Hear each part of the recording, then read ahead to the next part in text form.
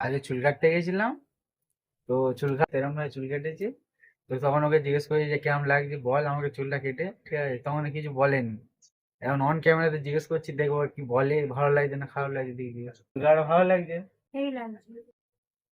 বল। কিন্তু আমার সামনে যখন আসবি টুপি পরে আসবি। চুল কেটে কেউ টুপি পরে ঘোরে? আমি জানি না তুই কার বলে চুল কেটেছিস এরকম ভাবে।